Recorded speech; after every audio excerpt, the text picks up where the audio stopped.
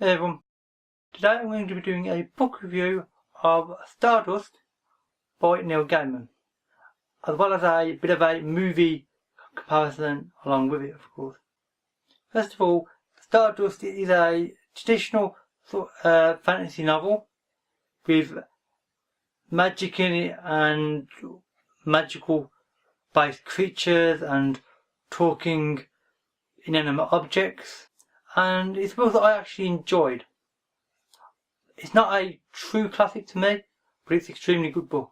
Now, the book is set in Victorian England, and it is set in the village of Wall, named because, unsurprisingly, there is a very unusual wall running beside the village, on the other side of which is essentially the start of a magical kingdom, which I thought was quite a nice idea, and it does really work well. The book starts off with telling you about the origin of a boy called Tristan Thorn, who is the main protagonist of this story, and is a quite interesting character. He does develop quite well throughout the course of the book. One day he's talking to his true love, or at least who he thinks is his true love, and she essentially says that if he goes to retrieve the fallen star that she saw the day before, then she will agree to give him her hand in marriage.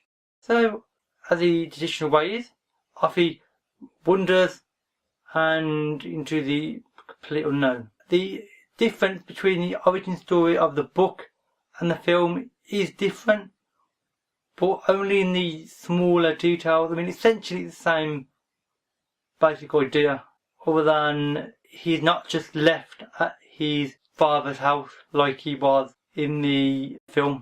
Now, the fall of the star has an effect on the kingdom of Stormhold, both book and film, in that the star has essentially been knocked out of the heavens by an amulet which the last and previous ruler of Stormhold sort of magically enchants, and essentially it disappears and hits the star, causing it to fall. And then upon his death, his three remaining sons, four of them have already been killed by each other, they then have the sort of challenge to find this amulet, and the last remaining one becomes the ruler of Stormhold. So they have to find it and avoid being killed themselves and kill the other two.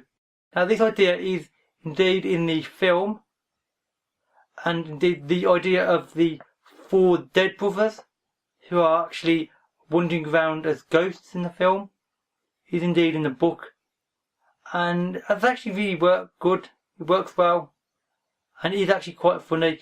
To be honest, it's more amusing in the film, but of course that would be the case personally, because the ghosts are more of a visual thing personally. So I think it works better in the film. But it still works well in the book, however. The other significant part of the plot is the three witches, which are in the film, and they basically want to harvest the heart of the star so they can essentially sort of use it as a part of a magical spell, incantation, and get their youth back again, and obviously that will get them to the height of their powers once more.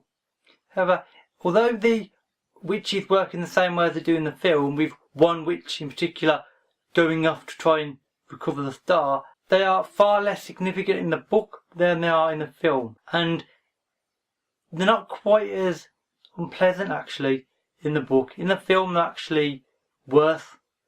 They really do seem quite twisted and fairly unpleasant. In the book they're just more like women that are in an unfortunate situation. You get the impression, even though they are indeed still very unpleasant, and they want to cut out the heart of a living person.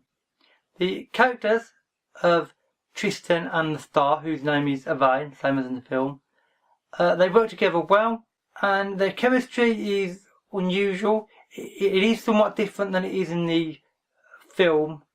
I'm not going to say how, but there's a bit of a difference, but that's to be expected. And there are a few other characters that are not in the film, that are in the book, but vice versa as well. And I'm not going to give anything away though by this. You'll need to read the book and watch the film, and then you'll instantly know there's one significant character in the film they added that was not in the book whatsoever. There's also a significant character in the book that is not in the film whatsoever as well. One last word about world building before I do my summary.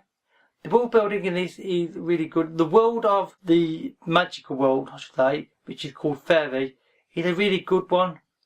But at times, you get the impression that it feels like you expect more from this world and you want more explanation and just more in general from it. You get brilliant ideas, but it feels so brief. I mean, the book is quite thin. It's not even 200 pages. It's like 195 pages, I believe it is. So obviously it's super short. And it just doesn't feel quite complete to me. I feel like there should be a little bit more. It's still a brilliant book. And indeed on Goodreads I gave this 4 out of 5 stars. And I really, really enjoyed it. But the 5th star was mainly because of that lack of extra substance to the world. Which, is not a significant flaw. Just a minor thing that I found. So, in summary, Stardust, the book, is a really good book with a few minor flaws to my mind, but still a brilliant book, and it is a very quick read.